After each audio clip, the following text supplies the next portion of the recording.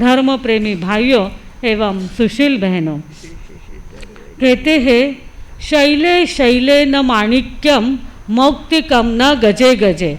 Shelley Shelley न माणिक्यम मौक्तिकम न गजे गजे। साधवो नहीं सर्वत्र, साधवो नहीं सर्वत्र। चंदनम न वने वने, चंदनम न वने वने। हर एक पर्वत में मणि माणिक मोती मिलते नहीं हैं, और हर जो हाथी होता है उसके गंडस्थल में मोती मिलते नहीं हैं, और हर जो वन होता है, हर जो उपवन होता है वो चंदन का नहीं होता है। इसी तरह से हर जगह पे सुसाधु मिलना क्या होता है, दुर्लभ होता है। सच्चे साधु के, अच्छे साधु के, सत्य साधुता के दर्शन हर साधु में भी होते नहीं हैं। इसी भाव को हमारे उत्तराधीन सूत्र के 15वें अध्याय में बताया गया है। उस अध्ययन का नाम ही क्या है, सभिक्खु। नाम क्या है उसका, सभिक्खु। वह भिक्षु होता है। कौन भिक्षु होता है, तो उसमें कहा गया जो सतत जागरूक रहता है वो भिक्षु होता है। जो सहनशील होता है वो भिक्षु होता है। जो शांत होता है वो भिक्षु होता है। और कोई उसकी प्रशंसा करे और वो फूल जाए वो संत होता नहीं है।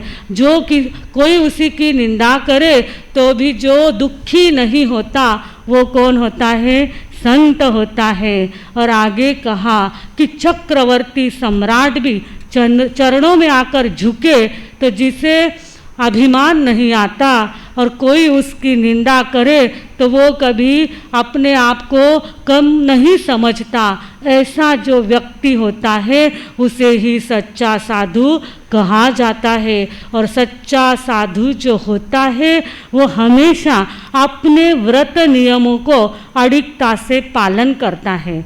वो हमेशा संयमी बना रहता है। और संयम के बाद अगर कोई उसको बाह्य प्रलोभनों में उलझाने की कोशिश करे तो वो उसमें उलझता नहीं है। सतत अपनी आत्मा की गवेषणा, आत्मा की तरफ जिसका ध्यान लगा हुआ रहता है वही क्या कहलाता है, साधु कहलाता है।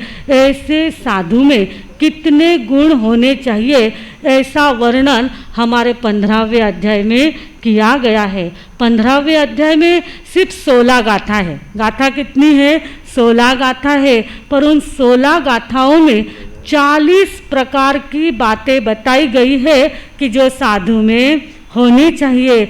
40 प्रकार की कसौटियों पर जो खरा उतरता है वो कौन कहलाता है, साधु कहलाता है। और साधु बनने के बाद किसी प्रकार के लिए आजीविका चलाने के लिए, लोगों को आकर्षित करने के लिए, भीड़ जमा करने के लिए कभी भी ज्योतिष विद्या का वो क्या करता है, अनुसरण नहीं करता है। ज्योतिष विद्या के फंदे में नहीं पड़ता है, वही सच्चा साधु होता है। ऐसा 15वें अध्याय में बताया गया है।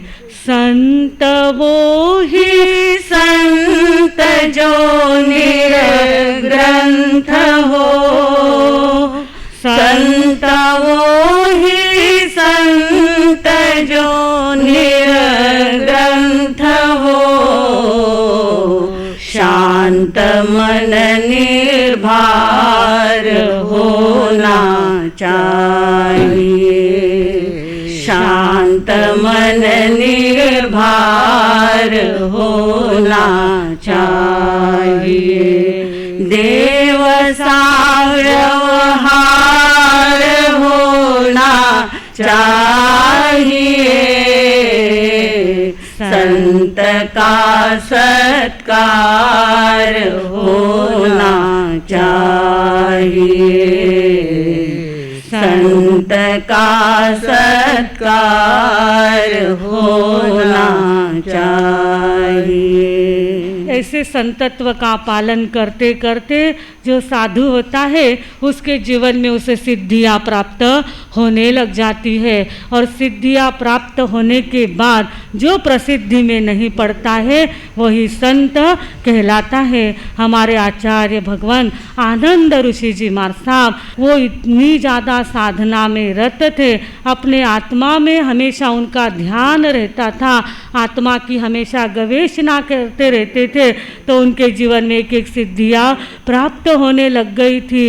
एक कोई बीमार व्यक्ति उनके सामने आ जाए, अपनी समस्या कह दे कि मुझे इस प्रकार की बीमारी है, भगवान क्या करते थे, सिर्फ 24 तीर्थंकर भगवान की माला देते थे और आगे वाले का दर्द दूर हो जाता था, बीमारी दूर हो जाती थी। कोई व्यापार की समस्या लेके गुरु चरणों में पहुंचता था तो गुरुदेव उसको धैर्य बंधाते थे कि धैर्य से काम लो, अपने क्षेत्र में धीरे धीरे आगे बढ़ो और भगवान का नाम लो, तो उनके व्यापार में बरकत होने लग जाती थी। किसके घर में कलह है तो वो कलह शांत हो जाते थे। इस तरह से गुरुदेव की प्रसिद्धि चारों तरफ होने लग गई। गुरुदेव को लोग आके कहते थे आपके कारण ऐसा हुआ, आपके कारण वैसा हुआ, तो गुरुदेव कहते थे मौन रहना, कहीं पर भी प्रसिद्धि में वो पढ़ते नहीं थे। साधना करके सिद्धि मिलाए उसे संत कहते हैं, साधना करके सिद्धि मिलाए उसे संत कहते हैं, और सिद्धि मिला के प्रसिद्धि में ना पड़े उसे संत कहते हैं। प्रसिद्धि में न पड़ते हुए जो आत्मसिद्धि की तरफ अपना लक्ष्य बना के रखता है वही सच्चा साधु कहलाता है। ये सारा वर्णन उत्तराध्ययन सूत्र के 15वें अध्याय में बताया गया है। और आगे 16वां अध्याय हमारे सामने आता है, उसमें कहा गया है कि जो साधु बनता है वो कौन होता है, ब्रह्मचारी होता है। और जो ब्रह्मचारी होता है तो उसको कौन सी बातों का ध्यान रखना चाहिए, अपने ब्रह्मचर्य की सुरक्षा करने के लिए किन किन बातों से परहेज करना चाहिए, ये 16वें अध्याय में बताया गया है। 16वें अध्याय का नाम क्या है, ब्रह्मचर्य समाधि स्थान। ब्रह्मचर्य में समाधि प्राप्त करने के कौन से स्थान होते हैं, ऐसा उसमें बताया गया है कि जो ब्रह्मचारी होता है वो गरिष्ठ भोजन ना करे, खूब ठूस कर खाना नहीं खाए, अत्यधिक खाना नहीं खाए, स्त्री की कथा ना करे, स्त्री के रूप को बार बार देखने का प्रयत्न ना करे, स्त्री जहाँ पे रहती है ब्रह्मचारी पुरुष वहाँ पे निवास नहीं करे, क्योंकि ये मन बहुत चंचल है, मन का स्वभाव अत्यंत चंचल है। सामने अगर स्त्री है, चाहे भगवान कहते हैं हमारे 16वें अध्याय में, अगर स्त्री अत्यंत 60 बरस की बूढ़ी भी है फिर भी ब्रह्मचारी व्यक्ति ने उस स्त्री के साथ में रहना नहीं होता है, क्योंकि ये मन चंचल है, कब चंचल हो जाए और कब फिसल जाए कह सकते नहीं है। इसके लिए जो ब्रह्मचारी होता है उसको क्या करना चाहिए, व्रत नियमों का पालन करना चाहिए, मर्यादा का पालन करना चाहिए। जैसे अपना घर होता है, घर को सुरक्षित रखने के लिए हम आजू बाजू में क्या बनाते हैं, वॉल कंपाउंड बनाते हैं। अगर खेती पक गई है, खेती को सुरक्षित रखना है तो हमारे किसान लोग क्या करते हैं, वहाँ पे कुंपण बना देते हैं, बाड़ लगा देते हैं और खेती की सुरक्षा करते हैं। वैसे भगवान कहते हैं ब्रह्मचर्य की अगर सुरक्षा करना है तो तुम्हें व्रत नियमों की मर्यादा को पालन करना ही पड़ेगा, और नहीं करे तो तुम्हारी दुर्गति होते देर नहीं लगती है। क्योंकि कहते हैं कि ये जवानी ऐसी होती है ना, जवानी में हर चीज़ हरी नज़र आती है, जवानी में हर चीज़ हरी नज़र आती है। गधी भी पूछ हिलाती है तो परी नजर आती है, गधी भी पूंछ हिलाती है तो परी नजर आती है। जवानी में अगर ब्रह्मचर्य की साधना करनी है तो उसमें क्या करना पड़ेगा, मर्यादा का पालन करना ही पड़ेगा। पर आजकल ये मर्यादाएं बहुत टूट रही है, मोबाइल सबके हाथ में आ गए हैं, कौन क्या देख रहा है, कौन से सीन उसमें देख रहा है पता चलता नहीं है, लोगों को पता नहीं चलता है। पर हमारा मन तो दूषित हुए बिना रहता नहीं है, और मन दूषित हो जाता है तो आचरण भी दूषित होने में देर लगती नहीं है, और कर्म का बंध होता है और मनुष्य की दुर्गति होती है। इसके लिए ब्रह्मचारी पुरुष ने क्या करना है, अपनी मर्यादा में रहना है, और जो अपनी मर्यादा में रहते हैं, ब्रह्मचर्य का पालन करते हैं, तो उनका नाम लोग हमेशा याद रखते हैं। भीष्म पितामह, भीष्म पितामह को आज भी लोग क्या करते हैं, याद करते हैं। हमारे यहाँ पे विजय सेठ सेठानी होके गए, सुदर्शन सेठ होके गए, और हमारे यहाँ पे काम विजेता स्तुलिभद्र होके गए हैं। तो स्तुलिभद्र ने इतना काम के ऊपर विजय प्राप्त की कि कहते हैं 84-24 तक जिनका नाम याद रखा जाएगा वो हमारे कौन है, स्तुलिभद्र है। इतना उन्होंने काम के ऊपर विजय प्राप्त की। अगर समय मिला अब तो आपको ये कथा भी हम सुनाएंगे कि कैसा उन्होंने काम के ऊपर विजय प्राप्त किया। तो ऐसे ऐसे लोगों का आज इतिहास याद रखता है। और 16वें अध्याय में कहा गया है कि जो ब्रह्मचर्य जो होता है वो सर्वश्रेष्ठ तप है। हमारे पुच्ची सुनम में भी आता है ना, तवे सुवा उत्तम ब्रह्मचर्यम।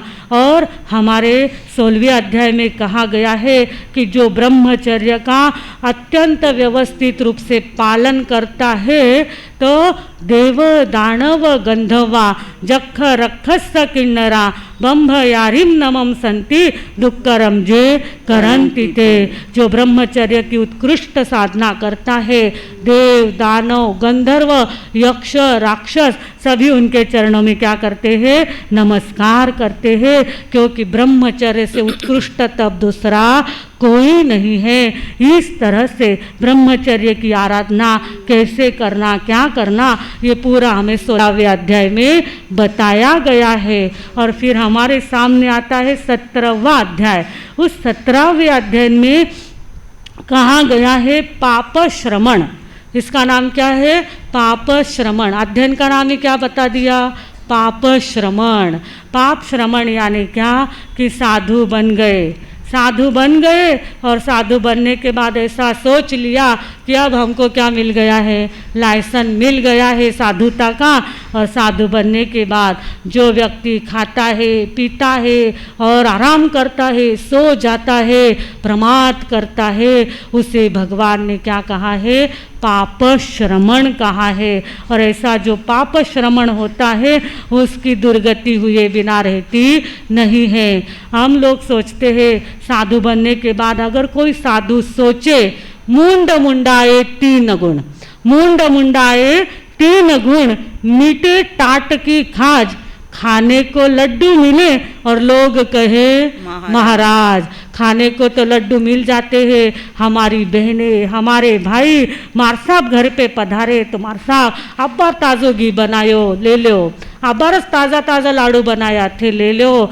पर साधु ने बहर के लाया, खाया पिया और एकदम आराम कर लिया। तो भगवान कहते हैं कि अभी तो खा लिया है, अभी तो लोगों के घर से लाके पचा लिया है, परंतु अगर कर्म का बंध हो गया तो आगे इन गृहस्थी के अगर तुमने खा पी के धर्म ध्यान नहीं किया, आत्मा का ध्यान नहीं किया, तो तुम्हें अगले जन्म में जिन जिन घरों से तुमने गोचरी लाई है उन घर का कुत्ता बन के उनकी क्या करनी पड़ेगी, चाकरी करनी पड़ेगी। ऐसा किसको कहा है, संतों को कहा है। तो संतों ने क्या होना चाहिए, अपने श्रमणचर्या में सावधान रहना चाहिए और अपने साधना को अच्छी तरह से क्या करना चाहिए, आगे बढ़ाना चाहिए, तो ही उनकी सद्गति हो सकती है। सिर्फ साधु का वेश धारण करने से सद्गति सुगति होती नहीं है, आचरण भी वैसा हो तो ही सद्गति प्राप्त होती है। और उसके आगे हमारे सामने आता है 18वां अध्याय, जिसका नाम है संयतीय। संयतीय, इसमें संयति राजा की कथा बहुत सुंदर रीति से बताई गई है। संयति नाम के राजा रहते हैं, वो कंपिलपुर नाम के नगर के राजा थे और उनको क्या एक व्यसन लग गया था, वो हमेशा शिकार करने के लिए जाते थे। और एक बार उनके मन में आया कि मुझे शिकार करने के लिए जाना है, तो उन्होंने अपनी सारी सेनाओं को आदेश दिया, रथ सेना, पदाति सेना, गज सेना और अश्व सेना, सभी चारों प्रकार की सेनाओं को तैयार किया और कहा कि चलो हम शिकार करने के लिए जंगल में जाएंगे। राजा संयति जंगल में पहुँचे और वहाँ बहुत से हिरण थे, निरपराध प्राणी थे, और ऐसे उन्होंने बाण मारने शुरू किए। एक बाण निकलता तो आगे वाला हरिण क्या हो जाता, घायल हो जाता, उसको बाण लगते ही वो नीचे गिर जाता, और जैसे ही वो नीचे गिरता तो इनको क्या होती, खुशी होती। और ऐसे शिकार करते करते वो आगे बढ़ रहे थे और आगे जाके देखा कि जहाँ पे वो हिरण मर के पड़े हैं या घायल होके पड़े हैं, वहाँ पे एक वृक्ष है और उस वृक्ष के नीचे एक संत विराजमान है। और राजा डर गया।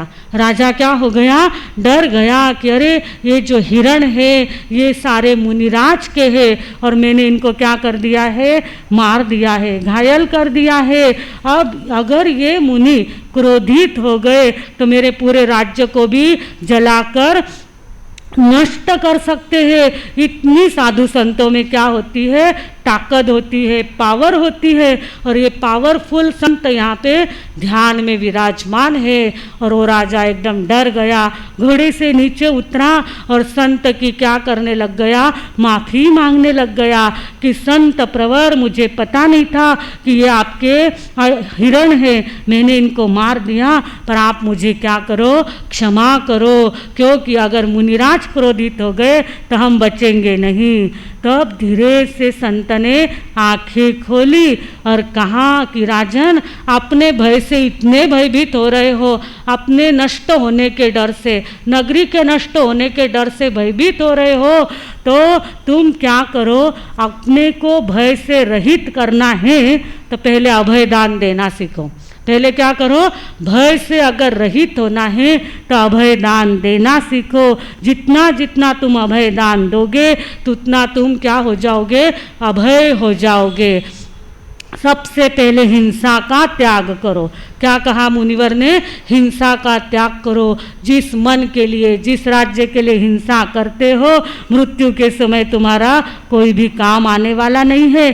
समस्त आरंभ परिग्रह का त्याग करो और सच में अभयदान देने वाले बन जाओ। ऐसा जब उनको कहा तो संयति ने देखा, संयति राजा ने देखा कि अगर राज्य करते हैं, राज्य चलाते हैं तो अलग अलग प्रकार के व्यसन लग जाते हैं और हिंसा होती रहती है। मुझे समस्त हिंसा का त्याग कर देना है। तो उन्होंने संत के चरण में जाके कहा कि मैं समस्त राज्य का त्याग करता हूँ और आपके चरणों में दीक्षा धारण करता हूँ। फिर उन्होंने क्या किया, वापस वो राज्य में गए ही नहीं और उन्होंने वहीं पे गर्दभाली नाम के जो आचार्य वहाँ पे विराजमान थे, उनके चरणों में समस्त राज्य का त्याग करके दीक्षा धारण कर ली। और दीक्षा धारण करने के बाद इतनी सुंदरता से अपने व्रत, नियम, संयम का पालन किया तो उनके चेहरे पर तेज चमकने लग गया। और तेज ऐसा चमकने लग गया, वो अकेले विहार करने लग गए। और अकेले विहार कर रहे थे उस समय उनको एक दूसरे मुनि मिले जिनका नाम था क्षत्रिय मुनि। तो क्षत्रिय मुनि ने देखा कि कि ये संजय मुनि अकेले विहार कर रहे हैं, इतना तेज इनके चेहरे पर है, पर कहीं ये अकेले विचरण करते करते डगमगाना नहीं चाहिए, इन्होंने अपने संयम में दृढ़ रहना चाहिए। इसके लिए कुछ सवाल जवाब उनसे उन्होंने किए और उनको संयम में दृढ़ करने के लिए बहुत सारी उनको बातें बताई और आगे कहा कि हमारा जिन शासन जो है वो श्रेष्ठ शासन है। क्या कहा? इस 18वें अध्याय में जिन शासन की बहुत महिमा गाई गई है। कहा है कि हमारा जिन शासन श्रेष्ठ शासन है। क्यों श्रेष्ठ है? क्योंकि इसमें राजा महाराजा और चक्रवर्ती सम्राटों ने भी दीक्षा धारण की है और अपने समस्त राज्य का त्याग करके जिन शासन को स्वीकारा है। ऐसे ऐसे 10 चक्रवर्ती हुए जिन्होंने संयम को क्या किया? धारण किया। तो ऐसे 10 चक्रवर्तियों का वर्णन जिसको हमने 63 शलाका पुरुष में सुना है आप लोगों ने, तो वो 10 चक्रवर्ती का वर्णन 18वें अध्याय में आता है। उसके बाद 4 प्रत्येक बुद्धों का वर्णन भी 18वें अध्याय में आता है और उसके बाद 5 बड़े बड़े राजा, काशी राजा, विजय राजा, महाबल राजा, ऐसे 5 महान राजाओं का वर्णन भी इस 18वें अध्याय में आता है। यानी एक तरह से देखो तो ये जो 18वां अध्याय है हमारा छोटा सा इतिहास है, छोटा सा इतिहास इसमें भगवान ने बताया है और इतिहास को हमेशा याद रखना चाहिए। जो इतिहास को याद रखता है वही समाज आगे प्रगति कर सकता है। क्योंकि जब हम कभी थोड़े निराश हो जाते हैं, ऐसा लगता है कि सद्गुणों की आराधना करने से तो आज के ज़माने में कोई फायदा हो नहीं रहा है, कभी कभी निराशा आ जाती है सद्गुणों का पालन करते करते, तब इतिहास की तरफ नज़र करनी चाहिए और इतिहास से वापस प्रेरणा प्राप्त करनी चाहिए। ये 18वें अध्याय में बताया गया है और कहा गया है इतिहास केवल कागज नहीं, इतिहास केवल कागज नहीं पुरखों की थाती है और गुमराह जनता के लिए दिए की बाती है, गुमराह जनता के लिए दिए की बाती है। इसके लिए हमारे जैन इतिहास को थोड़ा थोड़ा पढ़ना चाहिए, जानना चाहिए, उससे प्रेरणा प्राप्त करनी चाहिए। ऐसा हमें 18वें अध्याय में बताया गया है। सभी अपने इतिहास को जाने और सुंदर सुंदर प्रेरणा प्राप्त करके अपने जीवन को सुंदर बनाए। इसी शुभ भावना के साथ मैं विराम लेती हूँ। ओम शांति।